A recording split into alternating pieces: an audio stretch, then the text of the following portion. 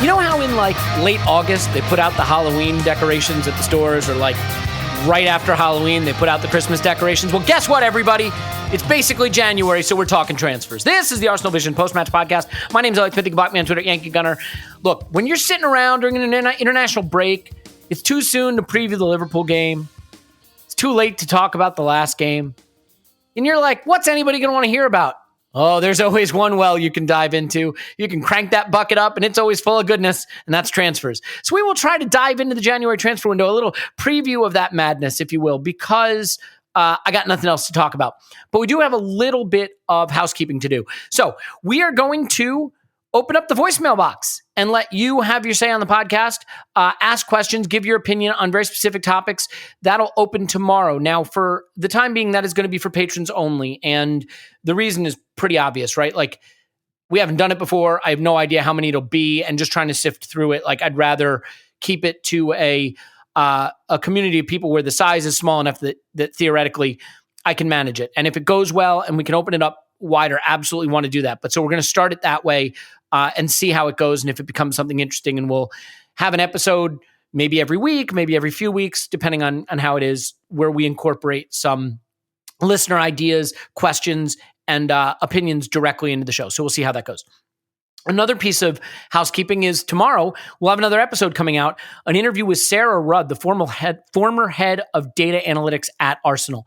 Obviously, some topics will be off limits, but it should be a really fascinating conversation. A brilliant data analyst and someone intimately involved with how Arsenal used analytics at the club. Now, I do want to be clear. Of course, there will be some firewall topics there, but I still think we can get a really interesting insight into how that piece is used in the game generally, and what her opinions on that side of the game are. So I'm excited to talk to her about that. Lots of other bits and pieces. And just for me, I sort of want to make the point that many of you who follow me on Twitter will know we had to put our dog down on Saturday. First time I've ever gone through that. 13 years of being my shadow, following me around everywhere I go.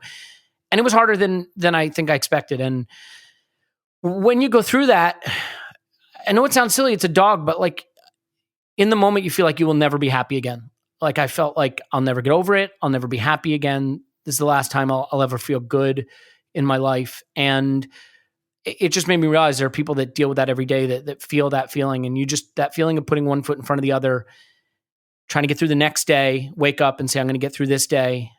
Someone sends you a message on Twitter that makes you laugh, or a friend calls you up and says something nice, and it just propels you past it. And so I know a lot of people sent me messages on Twitter that made me laugh, made me smile, made me cry, but like, it really helps. It really means a lot. And there's no possible way to directly thank everybody individually. But like, if you are someone who's going through a hard time or gone through something like that and feel like, gosh, I'll never be happy again. I'll never be better.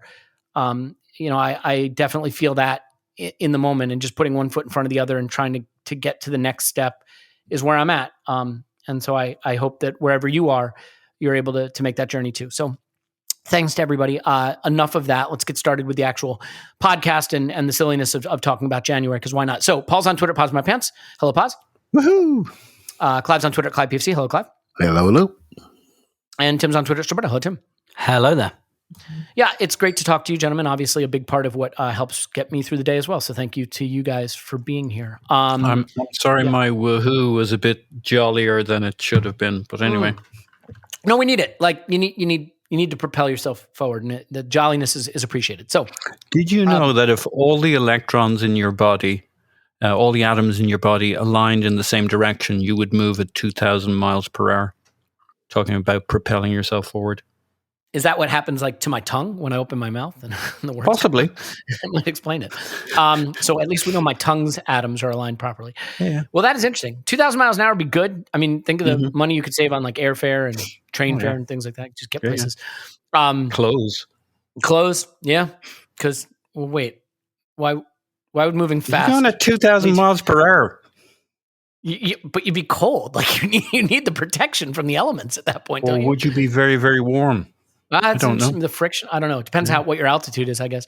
Hope you're enjoying this, everybody. This is what you get on an international break. Like this is it. This is our homage to the Arsblog waffle, the Arscast waffle that we don't do at all. This is why we don't do it. Yeah. It may be an explanation. So Well, Tim, let me just start with you quick before we get into the stuff that you hate. Since you like the transfer stuff the least, I will let you just speak on this. You got to speak to Gabriel Clark. We ran your interview about the Arsene Wenger Invincible documentary. There's been so much content put on it about it now that I just didn't feel we needed to do a whole episode. I thought about doing sort of like a movie night where we go through it. I know some people probably still haven't seen it yet, so I don't want to spoil it because I think the full streaming version comes out on the 20th of November. So maybe after that, then when everyone's really seen it, we can do an episode talking about the bits and pieces. But I'm just curious to get your sort of 30,000 foot view, having spoken to Gabriel and having watched it, on what you think it adds to the story of a very important part of the club's history, because it isn't just Arsene's story in that respect. It does shine the light on some interesting aspects of the club in that time generally. Yeah, I think the most interesting aspect of it is actually the Arsene bit of it, because I guess the Arsenal bit of it we all know very, very well. And obviously, like, I'm not sure there is any additional insight that you can give there, albeit he does kind of, I think this was fairly widely known, but, well, maybe not that widely known, but, you know, that Wenger offered to resign when David Dein was unceremoniously ousted for being a bit of a bastard. And it kind of, but I don't think Arsene's ever really gone fully public on that. And I actually thought that when they touched on, you know, the end of his reign, as it were, I thought those were the most interesting bits. And just hearing him say things that I've never heard him say before, like, I should have delegated more and maybe I should have gone earlier, maybe I shouldn't have, I don't know. But I guess the first time that I'd really heard him express those regrets, and that perhaps some of the criticism he was getting at that time wasn't all misplaced. And to be honest, like, I said to Gabriel in the interview, like, I needed like a Wenger detox, and I still think he has his part to blame in it all becoming so toxic at the end. Like, he really should have gone. He really, really should have, for everyone's sake. And there's a little bit of me, I have to be honest, that kind of resents him, just a little bit for that, for, you know, all of that. It's not him that was being toxic, but once it gets to that stage, you have to go. And the club wasn't brave enough to do it. And I kind of resent him a little bit for not doing it and making those last couple of years really not very fun. And how painful that is for you to say too, because I know how much you adore the man. Yeah. But obviously, like, this documentary brings out so many great memories as well. And I just thought it was really well handled. Actually, I was just having a chat with Clive off mic. Perhaps if Gabriel had gotten more than 3 days with Arsene because of COVID protocols, I'm sure on a fourth day they might have gone over, like, the 2014 FA Cup, the 2017 FA Cup, which he won having not signed a contract yet. And those would have been very, very interesting things to go into, which I'm sure they'd have done with an extra day / another 20 minutes of documentary time. But I, as someone who really wanted a Wenger detox, this was, I was a little bit apprehensive, but I really, really enjoyed it. I thought it was really well handled. 2 short answer questions for you. 1, I came away from it with the distinct impression for the first time that I don't think it's impossible that Arsene will never come back to Arsenal. Mm-hmm. I don't see that changing. There feels like a stubbornness of the emotion there that he will not come back. Do you think that interpretation is justified? Could be, yeah. And I hadn't really thought about that. And actually, I quite liked Arteta extending the olive branch, because I do kind of think there has been enough distance now. It's 2 managers, it's 3.5 years. That's kind of fine. And when you think about, like, the club welcomed, like, George Graham back for all of the Highbury celebrations and stuff like that. And you know, given the acrimony of his departure, I'm certain there'd be a very open door to Arsene. I really hope it happens at least once, like, without getting too maudlin. I hope he doesn't, like, he's a very, as you see in the documentary, he's still an incredibly healthy, fit man. So hopefully he's got a lot of road ahead of him yet. But I would hate for him to never come back. I would really dislike that. Yeah, I agree. And then the other short answer question, just quickly, I think the 2 people that come across the best in this, Arsene notwithstanding, are Patrick Vieira and, weirdly, Sir Alex Ferguson. I think their contribution specifically had the biggest impact on me Do you have a different interpretation? No, not at all. And obviously, we don't hear from. Well, we're not as invested in what Alex Ferguson says, and Vieira doesn't speak very much about this type of thing. So, they were two very interesting perspectives. What I'll say with regards to Ferguson's, one of the things for all of the stuff that has been written and talked about the Wenger-Ferguson rivalry, this was the first time, again, not too much of a spoiler, I don't think, this is the first time that I'd heard someone allude to their backgrounds actually being very similar. And it's Ferguson that makes that allusion where he kind of says, yeah, Arsene was from a very traditional working class background, big Catholic influence like mine. And I'd never heard that comparison made before, and so it's quite interesting to get a new angle on it, particularly from someone who doesn't talk very much on this. And yeah, I thought Vieira was great because I think Vieira was very balanced. I think you can see that, like Henry, for example, and this isn't criticism, is like he's an emotional person. He's emotionally involved with this. Manu Petit was quite good in this, although there are times when Manu Petit talks and I think, fuck off, mate. Like when he says, like, I'd have run up Everest without oxygen for Wenger, and it's like, but the reason we sold you is because you wouldn't have a knee operation. So you wouldn't have a knee operation for Arsene Wenger. So you're kind of full of shit, mate. But Vieira was one I just thought, yeah, he's got his head screwed on, definitely. Yep. Yeah. Well, it is a good watch. I think it is fair to say. I think it's revealing enough to be worth watching.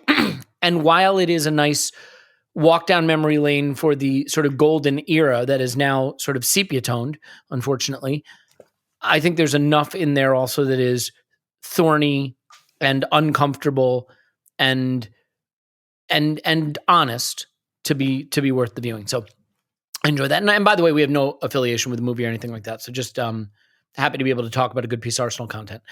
Clive, I know you don't like to do the nostalgia thing, so I will spare you. Yep. I will let you talk about the stuff you love. Yeah. It's all about tomorrow. Exactly. Tomorrow creeps in this petty pace from day to day. And all yesterdays are lighted fools. The way to dust. Anyone got me there? The way to dust. No, I think you stumbled in the same place as the last time you quoted that poem. It's actually not a poem. It's just Shakespeare. But who is a poet in a way. Clive, help me. Fuller and Balogun. Good player. Too good for reserve football. Not finding a place at Arsenal. Has been speaking about that. I don't think the quotes suggested impatience with being an Arsenal player, but an impatience with only playing reserve football. As we walk down the path to January and we put out the transfer window decorations at our virtual store here way too early for people to scoff at them, his future is one that will be, I presume, determined maybe even before that window opens. We do have the African Cup of Nations. Do you think he goes for loan at the end of the month once we're sure his services aren't needed? Goes at the beginning? Not at all. How do you see Arsenal trying to get this very talented player something more than reserve football? Well, I don't think it'd be difficult for him to find a club because he's been looked at by everybody in the lower part of the league and the championship. So I thought his quotes were very rounded, but of course there's not much going on. So people took it as a challenge to the manager when actually it was anything but. It was, I fully trust him with my career. I heard Arteta speaking about him saying he needs to go through the phases and these phases shouldn't be jumped. I thought, okay, so what phase is he going through now, I wondered, right? So, and I thought, well, actually, one thing that's different about him this year, that he's the captain in the under-23s. So maybe they want to teach him about responsibility, bringing young people through. I don't know. I feel as though from a physical point of view, I would have liked to see him go to a championship team because I think he needs to see where he is physically against men. But they've obviously got a plan for him, and the players seem to trust the plans of the club, and more than many of the fans do. So, yeah, I hope he gets a a good loan towards the end of the month because we need to keep our bodies, particularly around the beginning of January, we need to keep them there. FA Cup starts as well. So it makes a lot of sense. Why miss Arsenal opportunities if you're going to be needed? And if we do have problems and injuries, etc., or people coming back from Africa with certain illnesses, for example, then he may be needed. So the door's open for him. I think. Can I ask you something that on that, Clive? Because it was on the Arsecast this morning. I was thinking about that. Like, I know it's in our interest to keep him till the end of the month, but like the loan window, if we're sending him out for Balogun, like the loan window's so short, if he actually wants to become a starting striker for somebody, that January, like moving Jan 1, gives him a way better chance of getting himself in the frame when you've only got like a 3-4 month loan or whatever. I mean, it's unlikely he's going to go to a club. We saw it with Leeds, right? Just because we send off Eddie to Leeds does not mean he's walking in there or he's their first striker. So wherever he might go, he's got to, fit in, become part of their culture in 30 days if he wants to do anything February 1. I guess that was my question to you, given you know how these things work. It's very hard to put. You could be absolutely right, Paul. It'd be very hard to sort of say what's right or wrong. I can look at it from an Arsenal point of view and where we're going to be, and with the African Nations tournament, with 2 of our forwards going somewhere else, and we're not sure when they're going to come back and how they come back. A forward that's left behind is 30 years of age, and we all know he can't play past 65 minutes. We have another 20-year-old that's still being developed. And we got a 21-year-old and a 20-year-old hale-end wide men, So there is a hole there all of a sudden, and someone needs to fill it. Right? No doubt we'll get onto that in the transfer rumours. So I got some ideas. And I got some thoughts there, but I'll wait till you get me on that. I will come around to you on that, I promise. Yep. Yeah. So, it's I think this player is yet to be defined, I will say that. And I thought he was just a stick-on, sprint-away centre-forward. But he's also a very, very good dribbler from the left-hand side of his right foot and very creative. There's a player here that seems to be able to play in tight spaces inside, and particularly in the box. And he can also travel on the outside. So he's an interesting player that I hope we develop properly, because I think there's something unique about the way he creates shot opportunities in the box when he shouldn't. And I'm talking... very top class. And Marte's got that trick as well. He does it a different way, a bit more dynamic and flashing. This kid is very, very skillful. Understands his space, understands how to get it onto the exact point to get the contact for the second touch. I mean, he's a very, very interesting player that I just want to see separate and move people like he does for youth levels at the senior level. And as soon as we see that, I think we'll see him and realise what a talent we have in our hands. Yeah, I hope you're right. I think it is a fact of life when you have 2 academy players come through at the same time of the caliber of Saka and Smith Rowe, that you start to just forget that most academy players never make it at all. I mean, we were talking about this the other day. I can't remember what episode it was on, but we're trying to think back to who. I think it was when I was talking to, you know what? I have no idea. My memory's shot right now. Been through a lot. But like, who was the last academy kid who was successful as either one of those guys? Jack Wilshere, briefly, and before that, Ashley Cole. That's it. Like, that's the comprehensive list of stars that came from the Arsenal Academy. Now, I'm not saying players. We've had players come through that are useful. I mean, right now we have other academy players that are very usable, like Ainsley Maitland-Niles. And, we've had players like Alex Iwobi. Kieran Gibbs played a lot. But in terms of starring players, it is rare, exceedingly rare. And so Balogun may get there. Wouldn't that be great? We've seen, unfortunately, with Spurs, what an academy striker coming through and being elite can do for your development. You can win literally nothing. But it would be helpful to have that happen, although I don't think we can presume it will happen. And one of the other academy strikers that currently finds himself in a situation where his future is extremely unclear, probably more unclear than Balogun just because of age and contract situation, Paul, is Eddie Nketiah. Now, Eddie Nketiah has looked pretty good in the brief chance he's had to come on and play. I don't think there's any likelihood that his career will wind up being at Arsenal, probably beyond this season. But behind Lacazette and Aubameyang, You have Nketiah, you have Martinelli, you have Balogun. One guy probably going out on loan, too young to help. One guy really not been a striker for us any consistent period, Martinelli, and Nketiah. So I think he may be the one that's sort of stuck, if you consider being a player at Arsenal stuck, and it isn't. But if you follow what I'm saying, do you have a sense of what might happen with Nketiah in January, if at all? Because I think he might wind up in the situation he was in like with last season, where alone suits him, but maybe not us. Yeah, plus he might be the answer to get Balogun out early so that Balogun's loan is meaningful. And so you keep Eddie around and, him, Lacazette, and anybody else who wants to try their hand at playing a false nine is our strike force for 2 games. I mean, that seems like a reasonable scenario. Then I think you can get Eddie out the door and get him to start his, mentally start his loan in December and physically start his loan in January 1st. And that might be the most value we can get out of Eddie, to get Balogun going, give us coverage. The thing about it, I mean, Eddie's a very nice player. He's, as we all know, more of a penalty box player. But when Arteta talks about the process and Balogun and not missing any of the steps, he hasn't had much time with Balogun before sending him on loan. And I think he wants to turn him into whatever we might want to call this, Arteta ball striker, as he did with Eddie, where he taught him to play a bit of hold up, a bit of working for the rest of the team, the pressing game, when we press, how we press.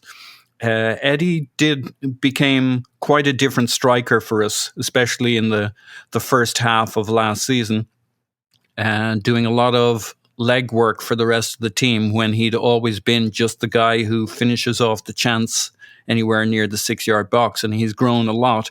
We just haven't seen much of the benefit of it, because by the time we began playing good football, we had Lacazette and Aubameyang around and playing, and Eddie didn't get much of a look in. So we haven't really seen Eddie play much for us, apart from in pre-season and early season for us. And we're like, oh, he's reminded us he's quite a good player.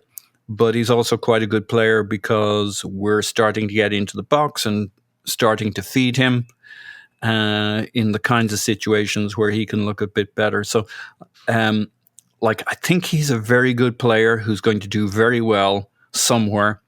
It won't be for us, but his primary usage is, at this point, is he's played in. He can play the system. Whereas Balogun, I don't think Arteta thinks he's played in and can play the system and is integrated and knows when to do the legwork, when to get into the box, etc. Eddie knows the score. He's at a certain level. And if we had, if we'd played more in the final third with Eddie in the team, in the times he was in the team, we'd probably think even more highly of him at the moment. But I think his path, his future is, unfortunately, I did kind of have a little hope that we might find an answer in the last 6 months of the year. But it sounds like he's made up his mind. He wants to go. He's off. So it is what it is. And they do have the same agent. And I thought that could work when we were discussing, we'll never get Balogun signed up because they have the same agent. I thought that could work then. I didn't actually see much of an issue there, but it is an issue now, because only one of them from here on in can actually be the guy we have plans around. So it's Balogun. Yeah, I think that's right. I guess the question, Tim, that I can throw to you then generally is, we can presume that there will be some loan activity. We can presume that there will be some activity on the fringes of the squad. I'm curious if you think there will be any surgery, any real movement in or out in what we would consider the more core areas, a potential first 11-ish type player in, or, first 14 or 15-ish type player out. Because interestingly, January, it's not like Arsenal doesn't have a history of doing some significant business in January. Mm-hmm. Some of our record transfers were made in January. So I always hear that January is a hard time to do business, and yet we've got a pretty robust history of doing some big business in January. I find it difficult for me to see that happening this particular January, but maybe, look, if everything breaks right and you're knocking on the door of top 4 and then you're losing all these players to the AFCON, maybe there's a summer move the club considers pulling forward. Do you think, A, if that kind of business is possible, and B, the extent to which league position might dictate the urgency to bring a move forward like that? Yeah, I don't see it, to be honest. And the reason I don't see it is because Arsenal signed 6 players this summer. Yeah. And I can't imagine that they left their cupboard too bare in what they think they need for this season. We all know next summer the striker situation will loom larger. And I can imagine that that's going to be numero uno, priority-wise. Maybe they'll start to think about a Xhaka replacement more, but I tend to think they'll probably give Lokonga a bit more time. Maybe see how things shake out with Maitland-Niles, but most of the situations as I see them are summer situations, like the one with Maitland-Niles, for example. So if Ainsley Maitland-Niles goes, then yeah, you're probably looking at bringing in a midfielder. And to be honest, you should probably be looking at bringing in a midfielder anyway. El Nenny's going to go. Xhaka's going to be another year older. And so it would be good to try and offset that now. I personally... Trying to rope me into an age curve discussion, Tim, you scoundrel. but I don't see... I'm not as panicked as other people about AFCON. I do know it's not necessarily an ideal situation, but at the same time, like when you lose to I don't know, it just feels like the transfer market has become such a big talking point, he says on a podcast about transfers in November, that that's always the solution. Like, we've got to buy someone, we've got to get someone, even when it's like a really short-term problem. Like, you could have 2 of your forwards hamstrings pull for 4 weeks in January. And what do? Do you just go out and buy someone for 4 weeks? I don't think you can do business like that. I think for too long, Arsenal have been in this kind of this short-termist loans type Matt Ryan, Danny Ceballos type whirlpool. And I don't think that's where they want to be necessarily. And I think they've just got themselves out of it, to be honest, with the, making Odegaard permanent, getting rid of Ceballos, not making Ceballos permanent. That to me, saying thank you very much to Matt Ryan and going and getting someone else, that to me should have broken that spell, really. That kind of, oh God, we've got to bring someone on loan because we might have 6 games where we're a bit short. You know what? If you have 6 games where you're a bit short, just fucking deal with it. Do you know what I mean? Yeah. If you think you need a the way we should be thinking about signings now is this guy going to do a job for us for 3 to 4 years or more? Like the business that we've just been doing. I'm really not a fan of this idea that we might be a bit short for 4 weeks, so we've got to go and buy players. You've just got to play Maitland-Niles and Lokonga together for a few weeks. And if one of them goes down, then, you stick someone else in and it might work. I don't think we have to treat losing a couple of players like this enormous crisis. It doesn't mean we be glib and blasé about it. It's not ideal, but at the same time, we always knew it was coming, and I'd like to think that a lot of that was factored into the summer planning. So I don't really see anything other than, like you say, maybe a bit of hedge trimming. I maybe should have said that a bit later in the podcast as a more natural segue. Damn you! We're about 10 minutes early for that. to the podcast sponsor. Yeah. But yeah, so maybe I don't know, Kolasinac might go, maybe Nketiah will go early. I don't see that either. But yeah, I can't see a lot happening in January because a lot happened in the summer, and I think quite a bit's going to happen this summer, particularly when you consider the contract situations. Chambers going, Lacazette going, Kolasinac going, El Neni going, Nketiah, they're all going. And there might be another couple of others like Mari who might get moved on. So I think that this coming summer is going to be quite busy as well. Yeah, I mean... I agree with all of that analysis. I mean, the only thing that I do think is interesting, right, is if Arsenal find themselves in a position where a top 4 finish is realistic, and by realistic, I don't mean we're within 7 or 8 points of it, but I mean we're there, we're holding it down, it's ours to lose kind of situation. You can potentially make an argument that the value of that position economically is worth doing whatever it takes that might have been thought of being done later and doing it now to potentially protect that windfall. Yeah. I mean, if you look at you referenced, we have done a lot of business in January, and it's very two-way kind of business, because you look at, we made that factor like that calculation with Suarez, right? Didn't work. But we got Ødegaard last January, good loan, and we've managed to make it permanent. That was almost like bringing a bit of business forward. But you looked at like the big, so if for example, if say the midfielder that we think might replace Xhaka, or the striker that we think might replace Lacazette is out there, and it would be better to buy them in January when perhaps there's less competition. I don't think that will happen, but it could happen. You look at, and this is why when you want to make when Arsenal want to make a big signing, January is a great time to do it. So Reyes, Arshavin, Aubameyang, even like those guys, they're more available in January than they are in the summer for a club like Arsenal, because if you wait till the summer, you might be competing with some guys with bigger wallets than you. So if like an opportunity arises, I think Arsenal would be stupid not to take it, and I think they would, but I think that's a very kind of precise circumstance. Yeah, it's funny, right? We've made some purchases that have been really impactful ones. We've made some loans that have been a disaster in January. So it's almost an argument for spending if you want to spend. Odegaard's loan was good, but we did the Dennis Suarez thing, Kim Kallstrom. I feel like there's been a couple other recent ones. That we did the Pablo Mari loan. He hardly played. Cedric Suarez hardly played. But the purchases have been impactful. So maybe you just go get what you need. Clive, I don't think we get a striker in January, but I think it is almost impossible to believe we will not get a striker in the summer. It is the hardest position to buy in football, I think. I think it's fair to say. Center back is pretty tough too, but obviously we're pros at that because every center back we buy is amazing all of a sudden, after literally the opposite being true for ages. I think striker is the next big piece of the puzzle for this. What Lacazette's doing is brilliant right now. He will be going. What Aubameyang is doing is the best he can, but his best days, his sunniest days are behind him. Even if we still think he's good, his best days are behind him. So it is a situation where we have young players who maybe can solve it long-term over time. We need a player who can step in and solve it pretty much right away at a high level. And that is a really hard / expensive thing to do.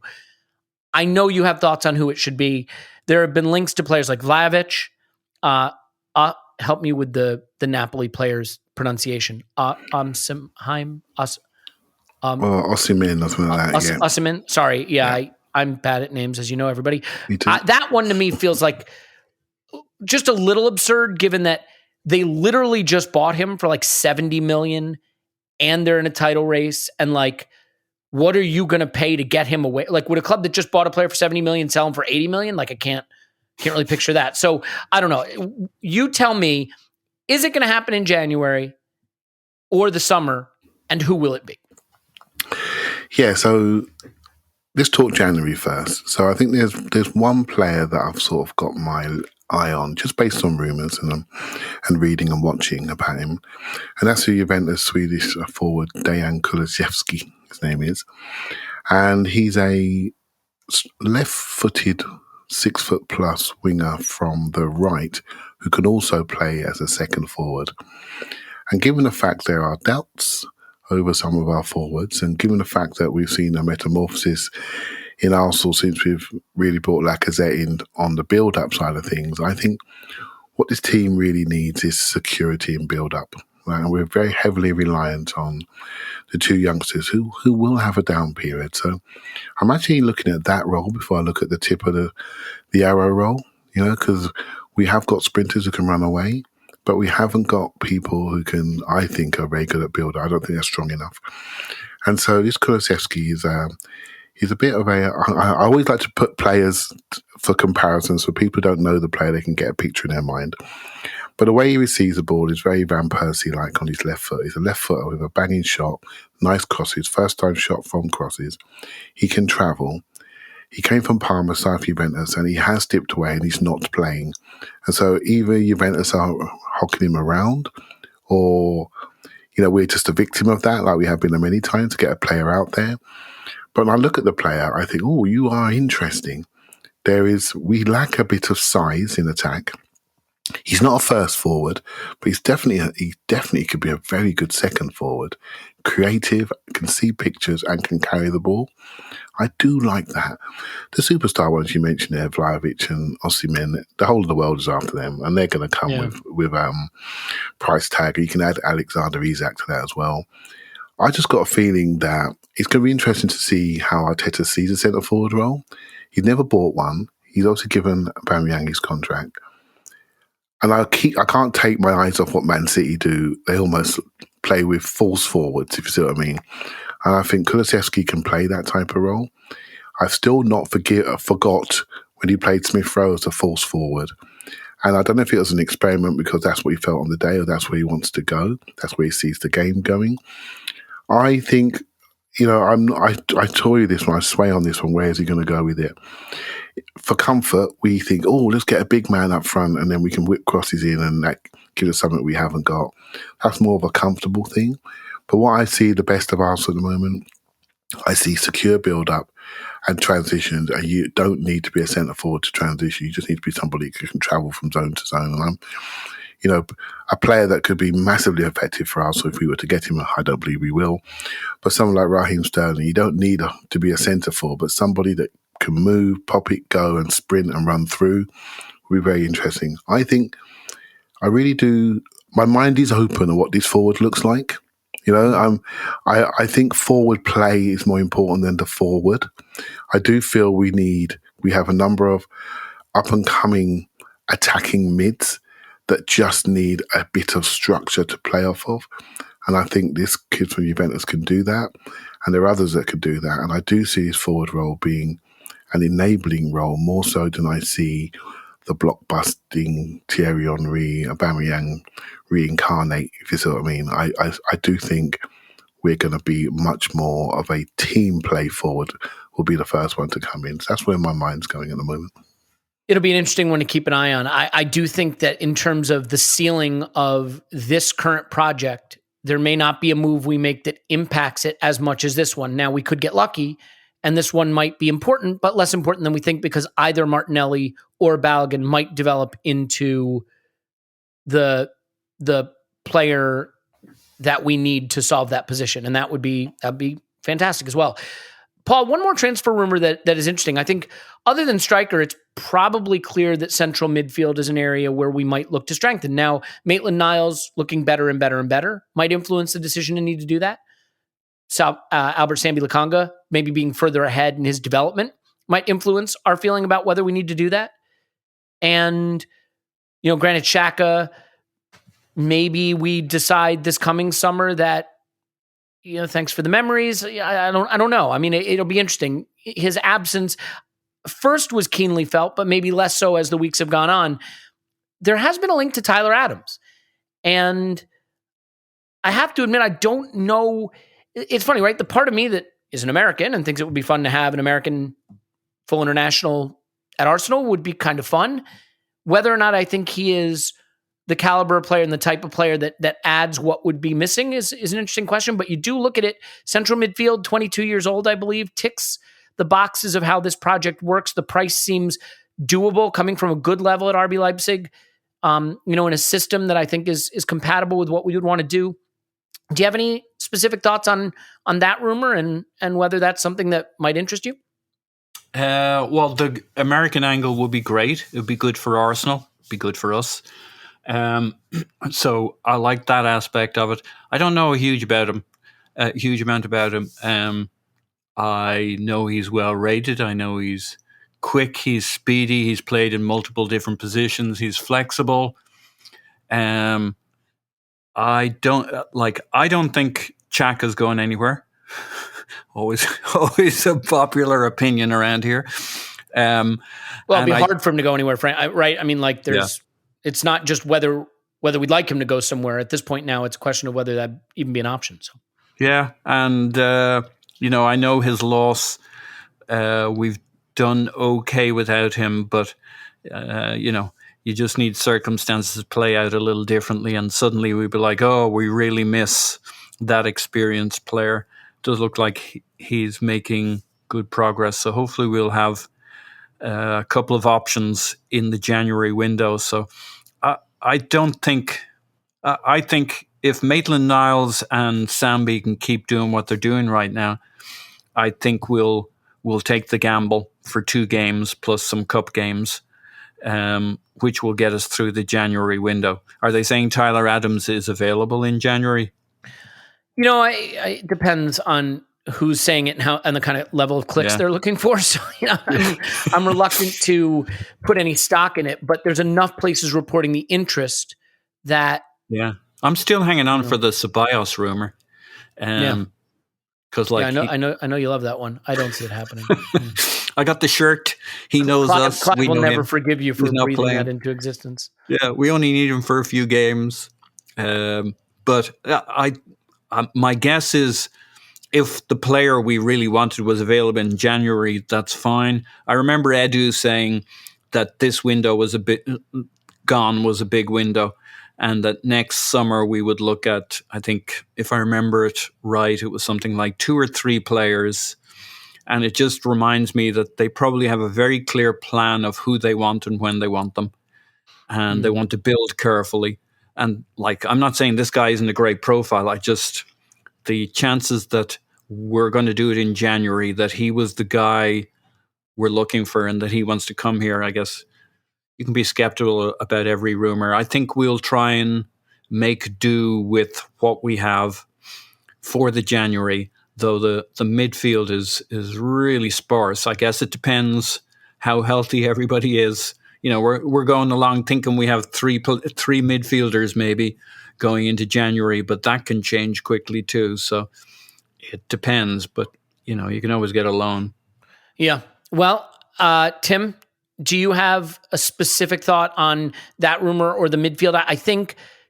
Firstly, would you agree striker and midfield are the areas that will next be addressed, probably in that order? And do you have an opinion on the priority of them or the importance of getting those specific ones right in terms of the next step we want to take?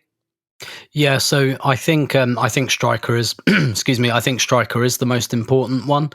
But yeah, midfield that's coming as well, not least, Maitland-Niles will probably go, I think, and El Neni will go. So even if just for backup purposes, but I think what we should really be looking at in central midfield is looking at that Xhaka level replacement, really, and then you maybe buy another young guy. I don't know, certainly someone in their mid-20s at least, and then you say to Lokonga and other right, fight to the death for that spot.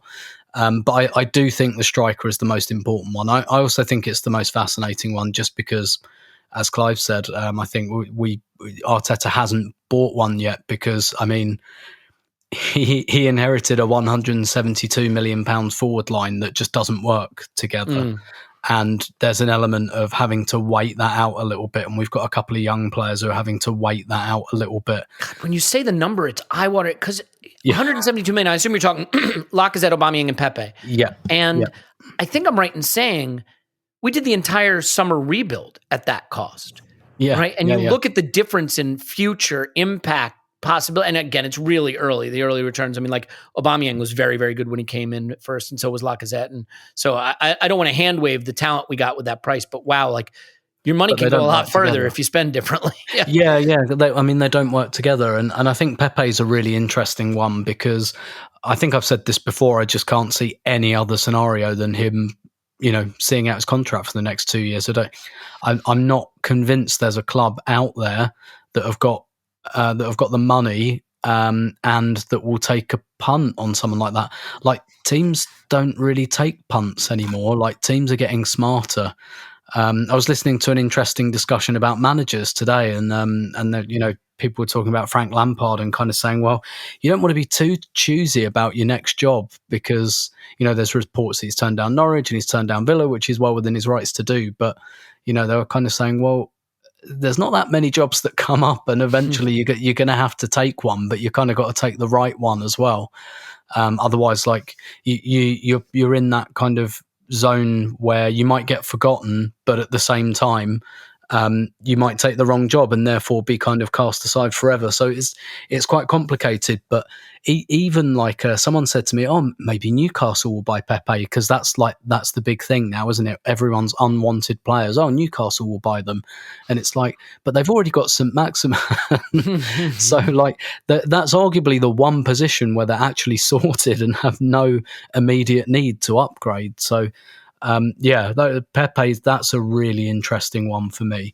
And I think quite an interesting thing is I don't see how we can have Pepe and Martinelli at the same time. And so I'll be interested to see maybe in the second half of the season who gets some of those opportunities when they come up. Because one of the things that Arteta's done this year that I've liked is that he has like drawn this line in the sand and said, right, these are my guys and these aren't my guys. So last weekend when there's a choice between Elneny and Maitland-Niles, I mean, Maitland-Niles probably doesn't have a future at Arsenal either, but he's got more chance of having a future at Arsenal than Elneny, and therefore you're in. Like, I've liked that. I've liked that kind of, before that, Arteta, I think, was taking some short-term decisions with some of his team selection, but this year there's been a change and he's put some faith in guys who are going to be his guys for the next couple of years. So it will be interesting, I think, to see maybe who gets those kind of those opportunities between Pepe and Martinelli, and I think it might tell you a little bit of how he sees Martinelli. Yeah, well, that to me is fascinating because Martinelli is either a sensational talent who could be a solution at striker, or he's a wide forward who's going to have to battle his way in, or he's a player that's just not going to happen for at Arsenal. And I feel like some way or another that question of what Martinelli's role is, what his future is, how we will integrate him or not integrate him, what his ceiling is, I feel like the time is really coming where we will get a much clearer sense of that. And it may be during the African Cup of Nations run. It may be the January to end of season run where we don't solve the striker issue and he gets opportunities there. But that one is, I think so many people have so many strong opinions on that. And it is the way it is. Talking to David Hartrick last week about, just about how it goes at these clubs. And he made the point, look, if you're a Premier League club, it is just life, and you have to expect it to be life, that there are going to be players in your position who are good enough to keep you out of the team. And sometimes I think we tend to be precious about the players we like and say, oh, if all of these things were just going right, he'd be the star. But you know what? You have to make your own fortunes at a big club. And now is the time for Martinelli, I think, or at least it's approaching, for him to make his star rise at Arsenal. So, and I hope it happens because I think the ceiling is there. Clive, you wanted to weigh in on the midfield thing, though. I don't know if Tyler Adams is your cup of tea. I don't know if you think we will do something about midfield right away. Both Thomas Partey and Granit Xhaka are still very much players that can start every game for us. And both are players that, in one instance, in the pretty near future, I think, and the other in the not too distant future, will have to start to be moved on in terms of their prominence as sort of a first choice. We've seen a glimpse of what can be a solution there with Sambi Lokonga, with Maitland-Niles, kind of surprisingly, maybe Odegaard a bit, but I definitely think there is one more piece to that puzzle. Do you think it's Tony? If it were Tony Adams, well, there'd be a lot of things I have to say about that. But Tyler Adams, I think, fits the project more than Tony Adams at this stage. So do you agree with that, or do you have another direction you'd prefer to see us go? Yeah, there's a Tyler Adams one. He came up in the summer as well, and I think it seems legit. Would you agree with that? That the links seem? Well, it seems real. Legit? I don't know why he's come up and why it keeps coming up. I believe the manager he has now is a US guy. Is it Jesse March is his manager? Mm-hmm. And I think why I couldn't see him leaving when that's somebody that he knows, and he sort of he profiles similar to Kante from a midfielder profile FB ref job. Do you know what I mean? He's a bit of an energetic go presser, getter around the pitch. He has played right back, and so people immediately think, oh, he's going to be the right back cover as well, and he can play centre midfield. But all the people I speak to online, from the US, say, nope, he's a centre midfielder. You don't want him playing right back too much. That takes away a lot from his game to see him as a centre midfielder. So on paper, it all looks good because he's a bit more of a go-get-it six, engaging six. He's not really a standstill, play through me like Xhaka's style six. So energy is his number one thing. And I think he's an interesting one, but I think the price will be decent. and it needs to be something where he really wants it, and I'm not so sure about that at the moment. There is one other link that's quite interesting. I'm just, again, just from reading and looking and listening. Dennis Zakaria, who's a Borussia Mönchengladbach, he's a player who is Swiss international centre midfielder, very much a progressive carrier and a tackling centre mid, just quite flexible. He can play inside and he can play a little bit wider as well. Tall, athletic, very fast, very quick into a challenge, and he's on a free transfer in the summer. I think that's interesting. You mentioned earlier about bringing something forward. We've been linked to him for a long time. He's somebody who can do a number of jobs, and maybe if Maitland-Niles does go, he sort of does that central midfield role a bit more experience, shall we say. And although Maitland-Niles did very well recently, it's the first we've seen of him, and will he want to be at Arsenal for long term? I'm not so sure.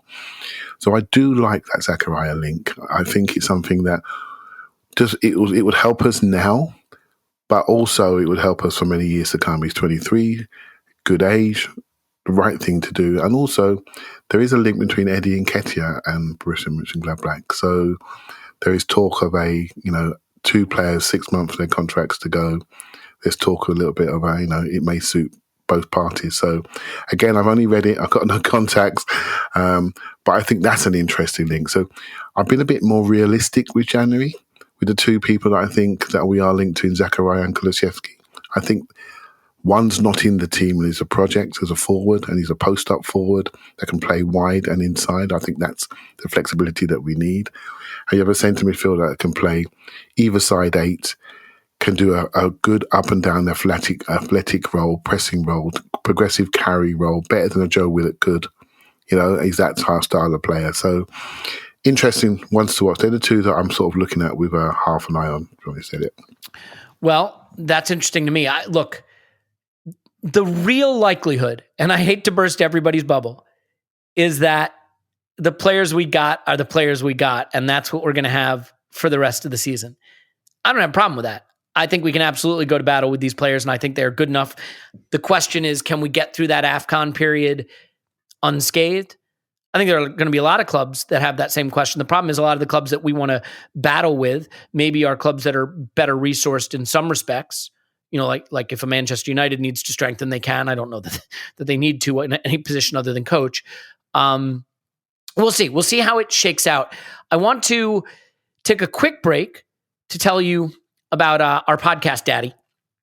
Our podcast daddy is Blue Wire. They host this podcast, and they put on other podcasts. Now, look, the only podcast you are required to listen to is this one. Every single episode we put out, twice preferably, if you don't mind, but once will do. But they put out other great podcasts, and I will tell you that in 1995, Cal Ripken Jr. broke Lou Gehrig's consecutive games record at 2,130 consecutive games played. It was the year after the Major League Baseball went through a players' strike. So they'd canceled the World Series. Baseball was dying. The whole thing was a mess. And his streak captivated this country and really parts of the world, brought baseball back to prominence in this country, at least for the time being. Cal Ripken Jr. was on milk cartons and Wheaties boxes, and he was just the face of hard work and goodness. But below all of that, there are a lot of rumors about how that streak stayed intact. Rumors about things that happened at the stadium, power outages, salacious rumors of relationships that were kept under wraps. All of these rumors have always sort of been there under the surface of this incredible story that captured this country, at least. And, well, there's a podcast about it. That's where all this is going. Mac Montadon and Sam Dingman, two good friends and seekers of truth, Baltimoreans, I think you might say, they wanted to get at the layers underneath this story, the rumors underneath it, and explore it in more detail. And they've done that on the new Blue Wire podcast, The Rumor. They attempt to unravel the wild 24-year-old story before it unravels them because, and this is my favorite part, if their investigation reveals that it's truly true, the rumor would change the way we think about baseball. Okay, that's fair. Reality, big if true, and the very nature of how myths are made and destroyed. So no biggie. Yep, that's what they set out to do. Find out if they did it by listening to The Rumor on Apple Podcasts, Amazon Music, Spotify, Stitcher, or wherever you get your podcasts. Clive, satisfactory? Yeah, not too bad. Interesting. Yeah. Look, I mean, everybody has different interests. If that doesn't interest you, I guess you will not be listening to it. But if it does interest you, you may listen to it. You could at least listen to it to find out about that salacious rumor about the relationship thing. Anyway, enough of that. Paul, well, we're going to shift gears here in a minute, and we'll look at the Liverpool game Thursday, because I think it's just maybe a little bit too early. I'm just curious. The England team has come out. Ramsdale, Smith Rowe, Saka, all starting. Mm-hmm. Look, it's San Marino. Okay, lads, it's San Marino. But, I imagine Benjamin White won't be far behind. I have to admit, even though I have no connection to it, it makes me happy. It gives me a sense of pride. There's surely something good for Arsenal, even if I can't put my finger on what it is exactly about this development and these players sort of ascending to this level all together all at once. Yeah. It's great. There's a few good videos you can track down on the YouTube channel for England that'll show our young lads there. And what struck me, a few things struck me from that.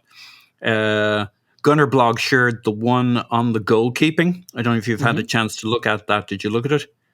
I don't know that I have. Again, my head's been in a bit of a fog the last few days. So. Now it's 3 goalkeepers, him and Picky, as he's called, and the other fella, is it Johnston? And they're doing keeping practice. It's actually very interesting.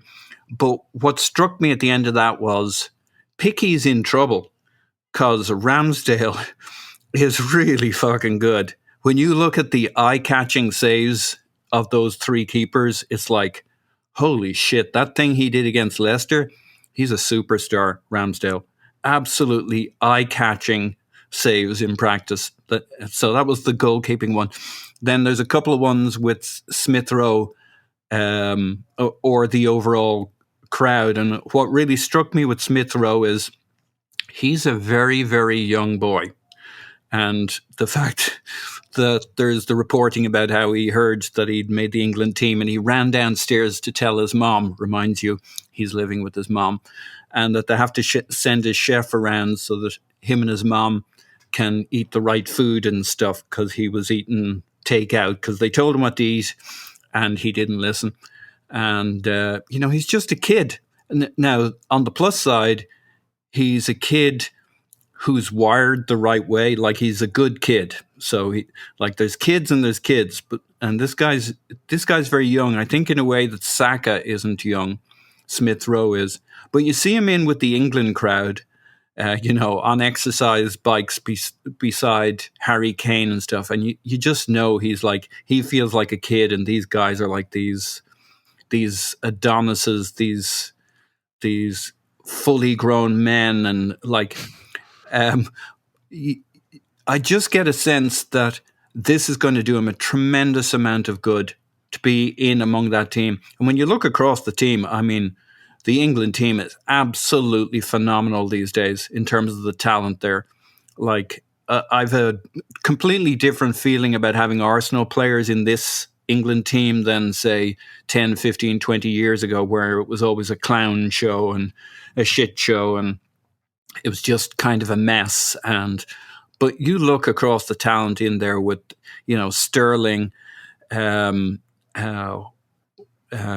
Walker's, their, Chilwell, Reece James, and you see Smith Rowe and Phil Foden going out arm in arm and joking and laughing and stuff. And then you see Foden blending into the overall England group, and he so belongs. That guy's an absolute star.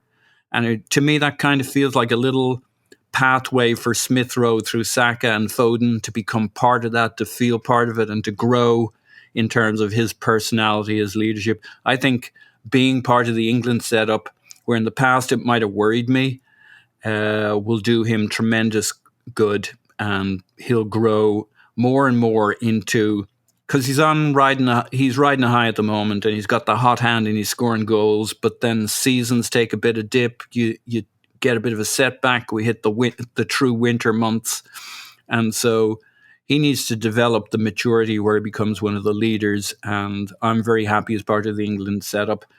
Ramsdale is going to be, he probably won't get there before the World Cup, but Ramsdale will become England's number 1 unless some other young gunslinger comes through who's even better, quicker, faster than him. it's interesting how competitive the keepers are. They have this. You got to hit it on the half volley into the net from distance, and Pickford goes ape shit when they rule out his because he thinks he got it over the line into. You got to get it into the net without hitting the ground beforehand, and like he's bitching about it for 5 minutes while they're having this competition between the three keepers. So that's quite. I'd go and check it out. I found it pretty engaging and interesting, even though it's keeper saving. Ramsdale, I think, is going to power through after the World Cup and take that spot. He's phenomenal. Yeah, the last spot that's going to be taken is Benjamin White. I think gets in there too, and watching that whole thing go will just be fun. So let's shift gears for a minute, Tim, before we get out of here. We're approaching the home leg. It's not really leg. The home tie. Arsenal women versus Barcelona. Mm-hmm. The away fixture didn't go great, but this is going to be a fun thing, I think, for everybody involved. And I was sort of just curious, so I went to look for tickets today. And as far as I can tell, it looks like this thing is almost sold out. No, is that possible? No. It's because they're selling one block at a time. They're selling. Okay, so that's good. Because what I wanted to say is, I think there's a chance to make this a really special occasion for the club, for the players, for the fans. I mean, you can get tickets for £12 for adults, £6 for kids. I mean, it is going to take place at 8 p.m. UK time on December 9th. You want to sort of tell us the build up to this game, the importance of this game, why it might be one for people to take the chance to go actually go to the ground and go see it, and where we stand in that competition right now? Yeah, absolutely. So in Barcelona, you've got the best and most dominant team in Europe at the moment, possibly the best women's side ever. They look stronger to me than even the Lyon sides that were dominating until recently, and Barca are the ones who really stopped that dominance. They are the kind of, I guess the slightly interesting thing here is that like women's football at the moment is on a curve with men's football, but maybe like a decade behind in terms of the way Barcelona women play. It's very, very similar to the way that Barcelona men played under Pep Guardiola when he came in. And the team has been built in a very similar way. It's largely academy graduates, and some of them have been around a little while, and they've been playing together for a long, long time. And they've just got this absolutely formidable one-touch style of play. But the other thing is that the way in which they vary things up is they also have a couple of wingers who can just beat fullbacks for fun. So they've got lots of like passy, short combination midfielders, a couple of wingers that will roast you on the outside and beat you for pace. And then they often play up front with Assisat Oshuala, who's a very like Drogba-like figure as a centre forward, runs in behind very well, target player as well. So like, they've just got lots of different ways to score goals against you, and they're quite something to watch. Arsenal, obviously Arsenal are aiming for that. They're at the kind of, it's taken Barca a few years to get here. So Barca won the Champions League last year. They beat Chelsea 4-0 in the final. They were 4-0 up after half an hour, and then that game was over. Wow. Which tells you something about their dominance. But the same thing happened to them a year earlier. They played Lyon in the final a year earlier, and I thought, like, I tipped Barca to win the tournament from the offset. But what happened was basically Lyon had been in like 6 finals in a row. And like Lyon's goalkeeper at the time has played over 1,000 minutes of Champions League final football.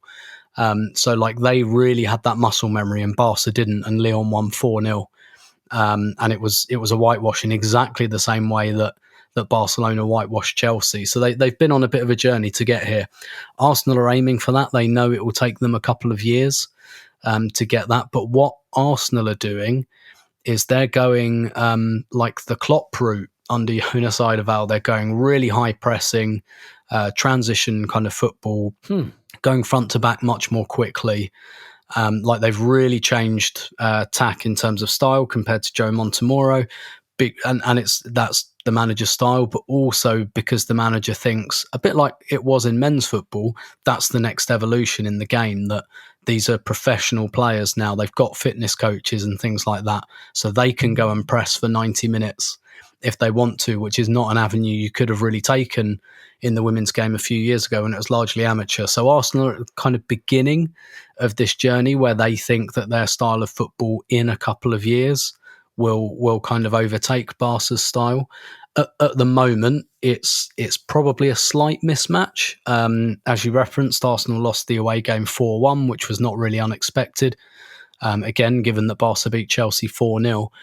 But what was interesting, we spoke to Jonas Eidevall about that afterwards, and he said, no, I didn't expect that. I made mistakes. I thought I saw weaknesses, and then when we played them, they weren't weaknesses that I thought they were.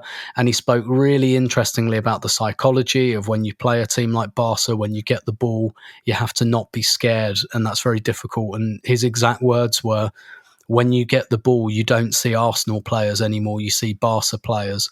And so your decisions become dominated by fear. So they're insistent, Arsenal, that they learnt a lot from that initial game and that they're in a much better position, and that they admit, I've spoken to a few players about it since, that they were a bit shell-shocked in the first 15 minutes, because it's one thing watching a team on video and looking at their stats and looking at the fact they got 130-something plus goal difference last year. But once you're actually, you see the whites of their eyes, it can be quite different. Yeah. A bit like going into a boxing match thinking, I can beat this person, and then they punch you and you go, fuck me, maybe I can't. So they insist that they're much better prepared. But what you will see is you will see two of the best teams in Europe at the moment, or very much include Arsenal in that.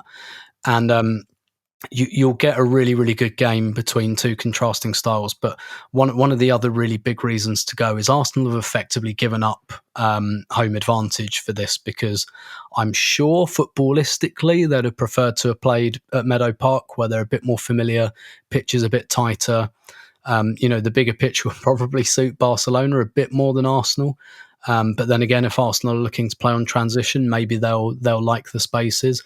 But one thing that will cancel out the surrender of home advantage is a big involved crowd. And Arsenal really, with the style of play at the moment, they'll really feed off of that. And one thing I know they were immensely grateful for was in Køge last week, which is why I wasn't on the pod last time because I was in Denmark. Arsenal Denmark and Arsenal Sweden, absolutely bless them, did a really, really great job of promoting this game in their respective supporter groups. And there were 500 Arsenal fans behind the goal. And it really took the players and the manager back to see that kind of support. And because they're trying to play with so much energy, you'll see Jonas Eidevall on the sidelines. He's, again, Klopp-like, very animated. And he says that's because he wants his team to have energy. And he doesn't really do tactical instructions from the sidelines, because he says, I do that before the game. At the game, the way I can make a difference is to give my players energy and encourage them and basically be a bit of a nutcase. So if you can get fans doing that as well, I think that would make a massive, massive difference to Arsenal. But nevertheless, I hate to say it, but also Barca are a big selling point here. Go and watch them. They're amazing, and they don't play in England very often. Just go. If you can go. Have a drink. Bring the family. The tickets are cheap. It's Arsenal Football Club, and they need you. And to think what it would be like to have that stadium even sort of full. I mean, we saw what Emirates Stadium doesn't feel like Fortress Emirates all that often, but it can. And it's ironic because it was Barcelona coming to the Emirates when Arshavin scored the famous goal, and I realized, look, it was the first leg of a tie we wound up losing. That's a famous night. That's a memory we'll all, I think, have for a long time, even though it was, ultimately not a success. But I think it would be so exciting to see a full Emirates supporting Arsenal women, showing the class of our club, showing the support we have for anyone who pulls on the shirt, showing the support we have to just beat frickin' Barcelona any chance we get. And I realize that's not the likely outcome. Tim, I mean, I know you never can predict what's going to happen with a draw, but it's also not beyond possibility that this could be a final preview? Is it possible? It could happen. Yeah, it could happen. Essentially, but Chelsea, Lyon, PSG, maybe, are those the teams you're looking at? Yeah. What you've got basically is you've got Barca kind of out on their own, and then there's that cluster of teams. Probably, I mean, PSG just lost 6-1 to Lyon actually this weekend. They've been weak. Lyon did the. Well, they had a scandal in their ranks. We won't go over it, but because it's not subject to legal proceedings. But kind of what Lyon did, because PSG actually won the league in France last year, the first time in I think over a decade that Lyon hadn't won it, and Lyon went and Bayern Munich'd them and bought 3 of their best players. So Lyon are going to win the league again this year. But like Lyon, Chelsea, Arsenal, they're Wolfsburg are not as strong as they used to be, but still strong. You'd put those 4 teams kind of together and say that any one of those could probably be finalists. The advantage Arsenal have got is by being drawn in Barcelona's group, they can't play them again till the final. So, Arsenal should go through in the group in second place. And then, look, they'll get a difficult draw after that because they'll play a group winner, but a draw they can win. So they very much could. It's, there's a fair to decent chance that could end up being the final, but Arsenal would have to beat someone like Chelsea or Lyon to make that happen. Wouldn't that make it even sweeter? Well, I'll tell you, I hope people will go. And maybe what we'll do is we'll give away a couple tickets, working on some things where we can help encourage you to be there. Maybe we can even organize a sort of Arsenal Vision meetup with Tim and Clive and stuff and make that a special night. I know Tim will be working that event, but it's going to be a special one.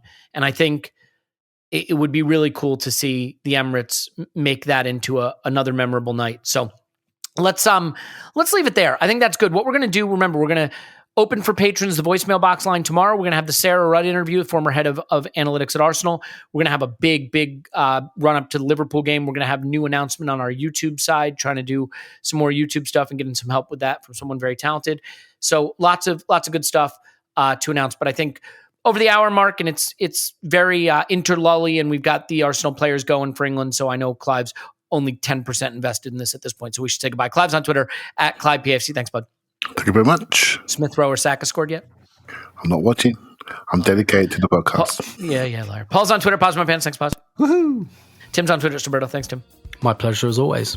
My name's Elliot Smith. You can block me on Twitter, Yankee Gunner. Love all of you so much. So much. Can't tell you how much, but it's a lot. And hope you'll be here for all the good stuff. More tomorrow, more the next day, more the next day, more the next day.